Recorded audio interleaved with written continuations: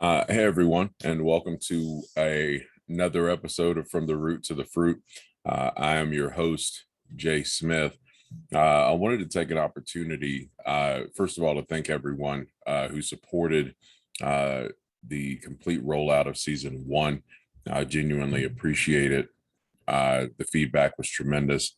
Uh, Obviously, there's been a big layoff, lots of different things happening as far as that goes. Now we're all settled in at a new location. What I want to do is take the time to uh, announce that there's going to be a bit of a transition. This channel is going to pivot just a little bit. The topic and the subject matter will be the same. I guess the reasoning that I began this channel from the outset was to share in a healing in the way I came up and the way I grew up, and allow people and individuals to come on and have guests and these kinds of things to share their stories and how they made it through, because life's hard at the end of the day. We're all working on something, or we're all trying to strive to do the best we can.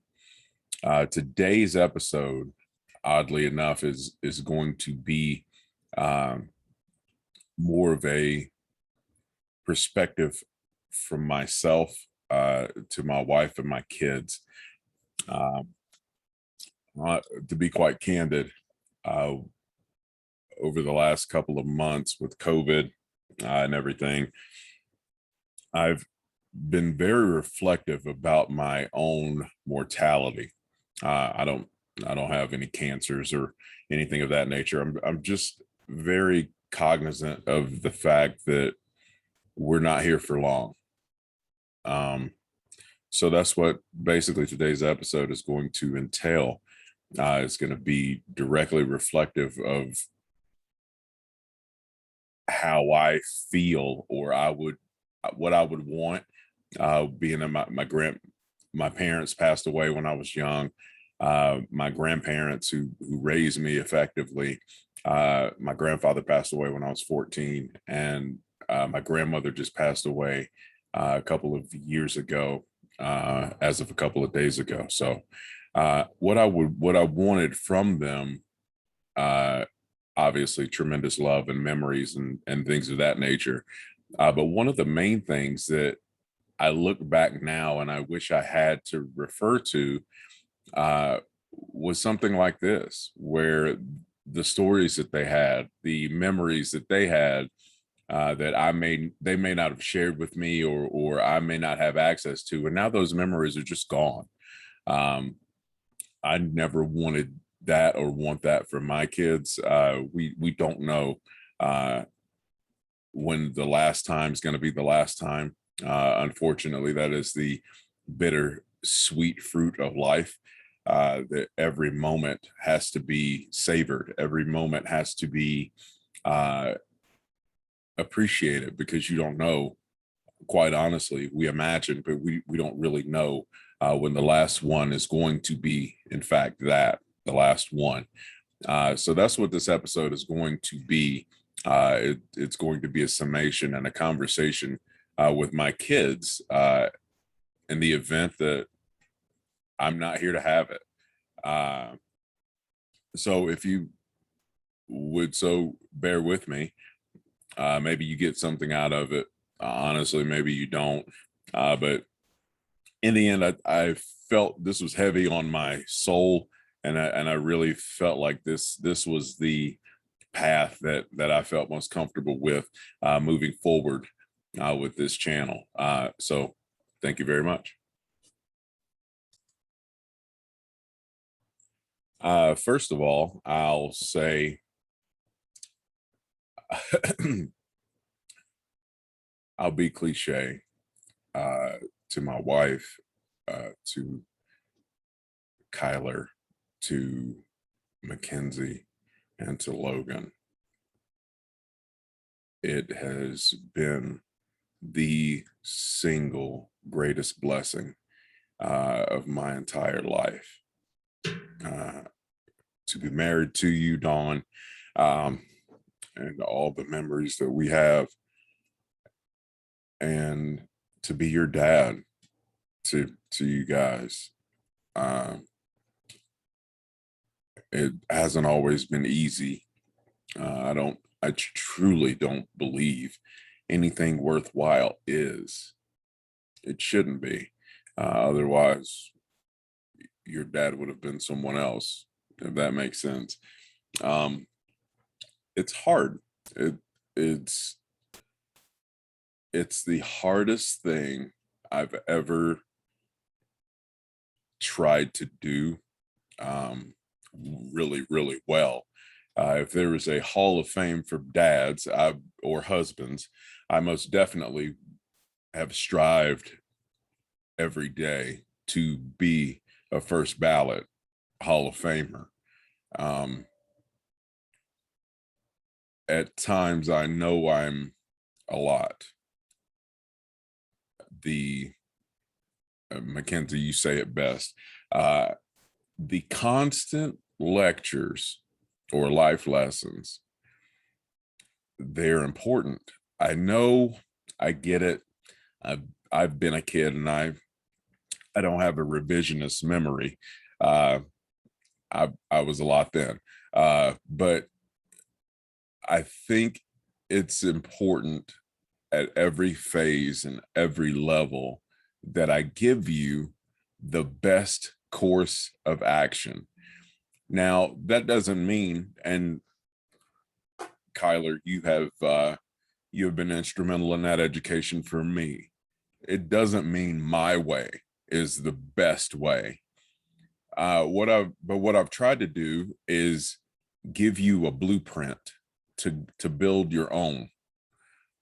So hopefully you won't suffer from lack of materials in this particular analogy, I suppose, or the quality of your materials, the quality of your information would be great, uh, and maybe you skip over some of the pain. Now, make no mistake about it, pain is a integral part of life. It just is. There's no way around it. In fact, if you're, lack of a better phrasing, if you're born again hard, you seek pain on a daily basis just to callous yourself toward what's important. There was never a time that I was not proud of you, any of you. Um, it wasn't because of your sports accolades, which there are many. It wasn't because of your academia. You guys have always been highly intelligent, sometimes to your detriment. But I was always proud of how each one of you desired to be yourself. You never tried to become anybody else. You never fell into the trap of thinking you weren't good enough. Now, some days your self-esteem got in the way of your good judgment. And like all of us, you chose friends that weren't necessarily aligned to what you wanted to be as much as what was easiest. But that's so understandable. You always found a way to be yourself, though. And for all of you, that's a superpower. That's a gift. Not being phased by trying to keep up is really important in this life. Uh, and I don't know that I could have had better kids than you guys. I I don't tell you that enough. I tell you that, but I don't tell you that enough. That you are so important to me. It really is the most important job I've ever had, the most important responsibility I've ever had, to make sure that I prepare you. And a lot of times that didn't take the, excuse me, that didn't take the shape of uh, me being understanding as much as me pushing you. What I was pushing you for is for this, for what I hope this brings to you, in the event that I'm not here to tell you, or I'm not here to help you through it. That this is a bastardized version of having me there to talk to. Um, one of the best stories that I have. Excuse me, this was tough. Um, is we went to a Durham Bulls game. It was maybe 12, 13 years ago. Me and your mom would just started dating, just like we had decided that we were dating, and things were going great and all that kind of stuff. But I wasn't in a position emotionally to be a dad. Uh, I don't know, if I, to be honest, if I was emotionally in the position to be a boyfriend at that point, to be honest. Had a lot of issues, self-imposed, some of them, but I'm not a very as you all well know, I'm not a very trusting person. Um, I, your actions tell me far more than your words could ever show. Um, at any rate, we went to a Durham Bulls game. I don't like baseball. What are you going to do? The concession stand was closing, and Kyler wanted some cotton candy. Now, I didn't recognize or realize that the concession stand was closing. So we go to get some, because I gave you my word, we get some. I go to get some, and the guy's like, we're done. We're not selling anymore. We don't have any more. But it was so important to me that I gave you my word that you would get some cotton candy. That as soon as we got out of the stadium, we took you back to your to Mama's house, and I drove around with your mom for maybe almost 3 hours, going to every place, convenience stores, grocery stores. You would be surprised how many places don't actually have cotton candy. At any rate, I ended up going to I think it was called Frankie's, this little adventure race car go-kart place, video game stuff like this, and they had some, but you had to win tickets. I started playing games and doing whatever, trying to win these tickets. I get over there. Obviously, I didn't have enough tickets. I talked to the guy. I'm like, hey, just give me, let me pay you for it's cotton candy. I mean, we're not talking about like a kidney. It's cotton candy. What can I get? Let's make it happen. He ends up giving it to me.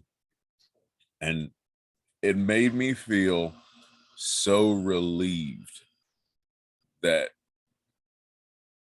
you could wake up the next day with cotton candy. It was really important. But I feel like that's how I dad. It is. If I tell you that I'm going to do something good, bad, or otherwise, that's what we're going to do. Unless I'm just not here to do it, there's no excuse that's going to be good enough for you not to get what I told you would get.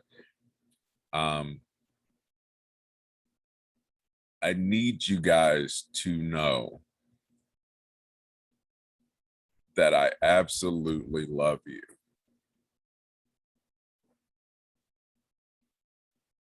That might be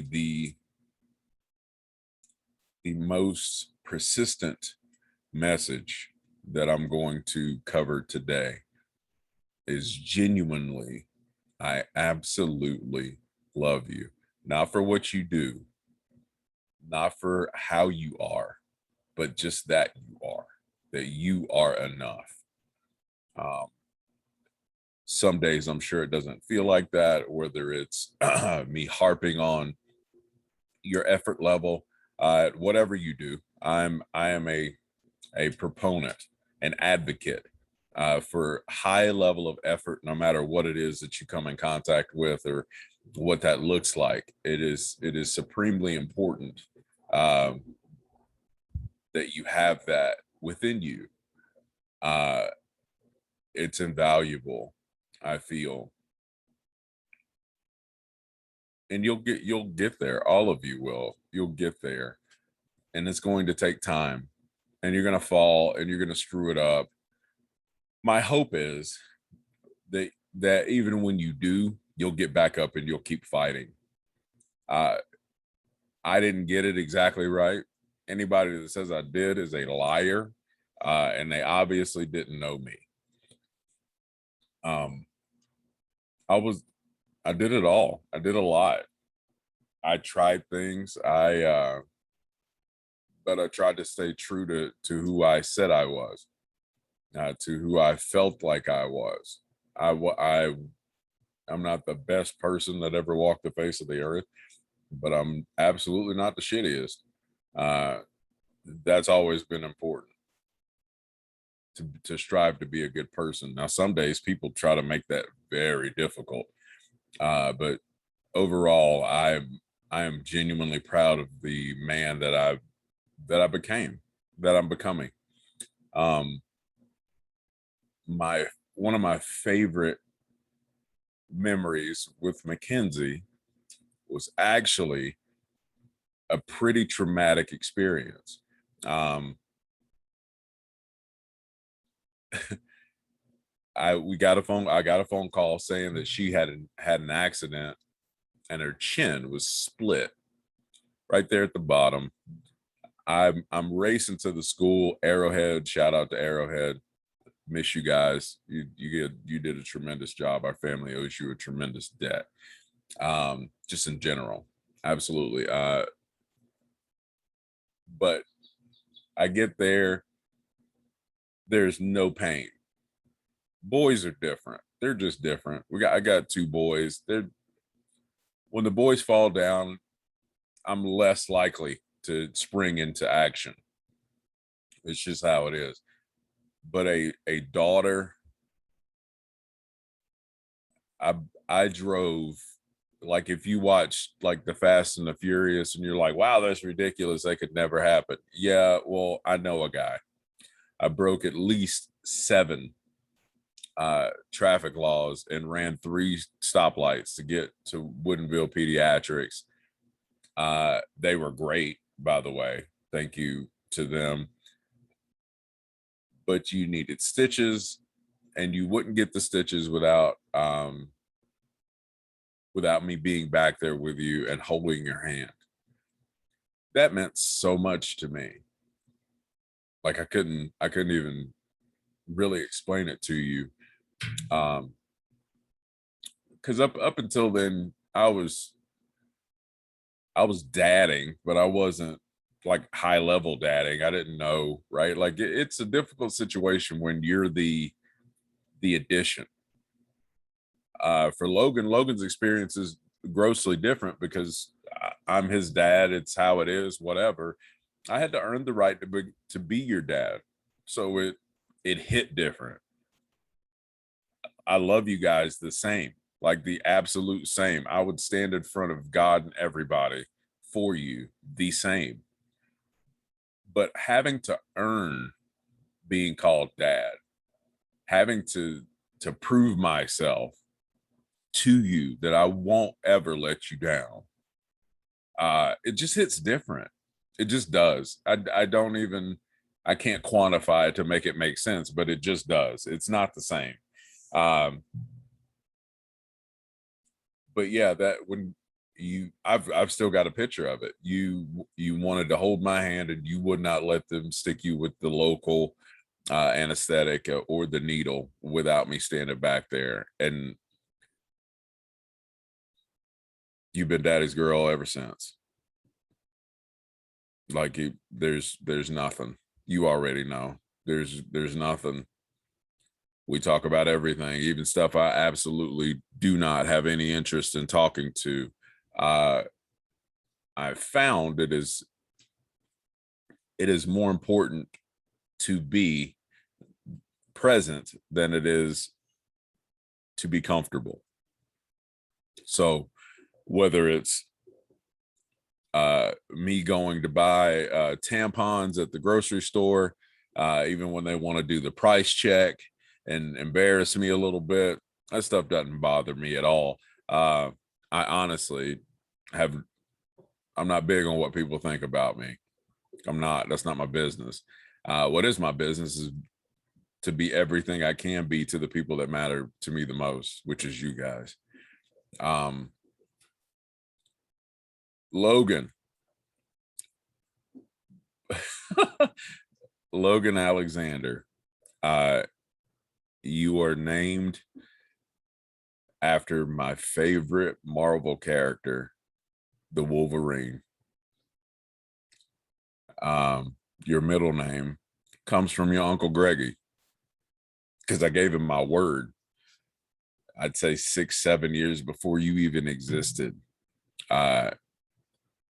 because he helped me out of a tough situation, and he's been family to me.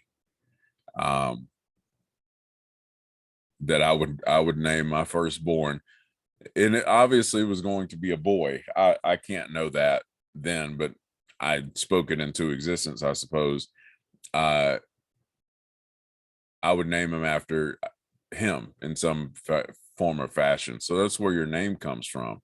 Upon further review, Alexander the Great was a great conqueror in Mesopotamia.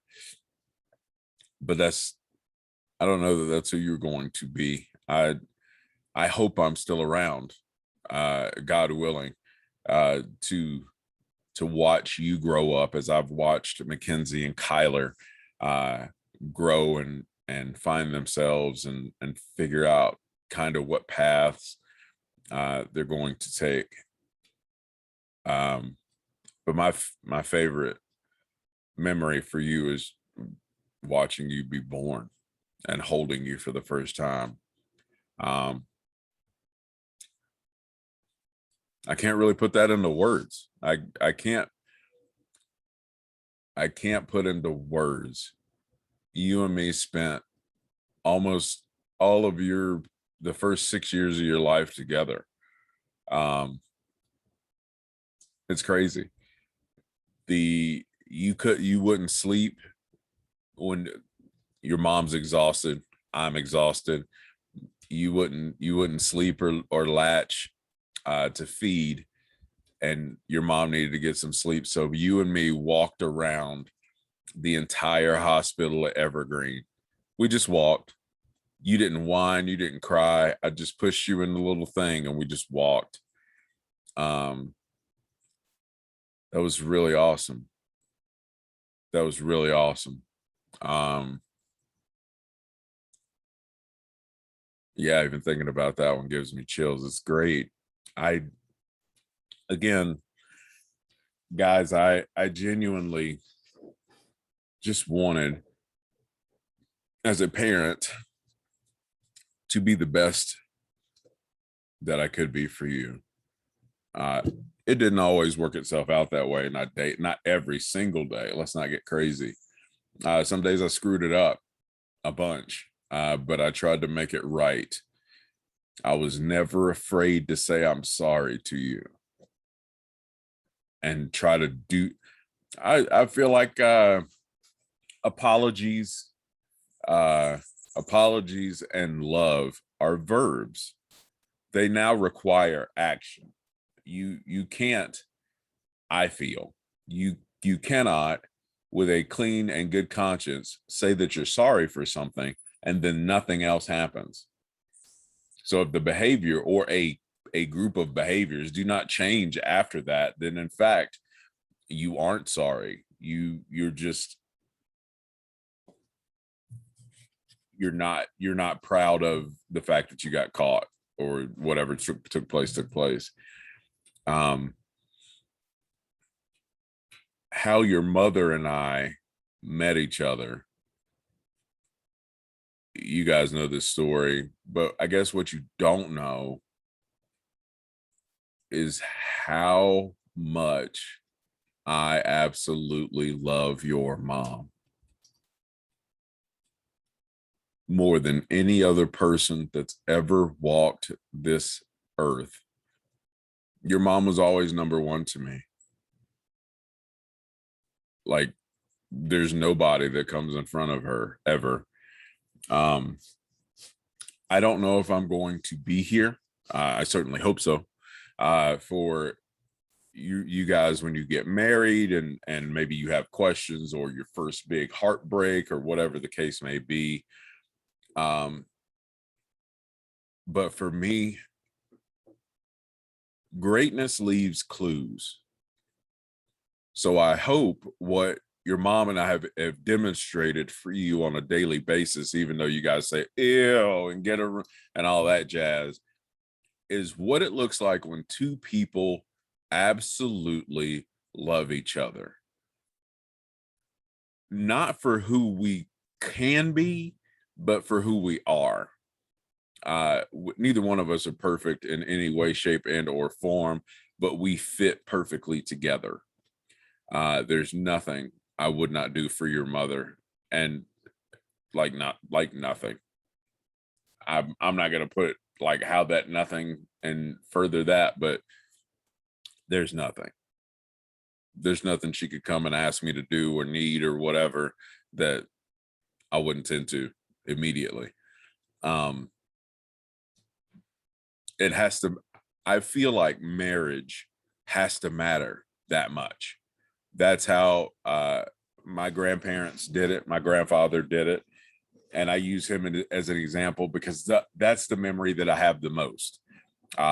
They took me in my informative years, the years that I was actually aware and paying attention. But yeah, that was my grandfather, Reverend Francis Smith, legitimately could not care less if my grandmother needed him to do something, or something needed to be handled, or somebody needed, or she asked him to do something. Oh, that's how it was. There wasn't a whole bunch of conversation unless you're on your deathbed. As a kid, in that regard, you were at the back of the line, and that's very much how I modeled my behavior as a husband. Uh, Loyalty, love, honesty, integrity, those are high, high, high, high on the list. I think they all go in concert. So when you're choosing a person or dealing with an individual or a relationship, just always keep that in the back of your mind. You're going to try. People are like shoes, especially in relationship. You're going to try on some that are super tight and uncomfortable, and they're just not for you. You're going to try on some that are too big and too floppy and go all over the place, and you're gonna find one pair that's just right and suits you and is you, and over time it just becomes you. uh I want that for each and every one of you. um Not to get too verbose, as I know I do from time to time, I just want to leave you with the understanding that I never wanted you to be perfect, but I always wanted you to try with maximum effort and give it everything you have. Even if you come up short, it's still worth it. It's still worth it to give everything that you have. If you To everything with your name on it. If you're involved, it should be special. Um, I think that's important. I really do. And again, there'll be more of these uh, coming up. Uh, my hope is I'm blessed enough to be able to execute what the vision that's in my head for these. But I really and genuinely want you guys, when you watch these, to take away the love that your dad was himself 100% of the time. He never tried to fit into the glass. Sometimes he was the table. I love you to life. And no matter how long I have or how many days go by, I'll always be here for you. I love you to life. Make sure you take care of your mom and be good. Cheers.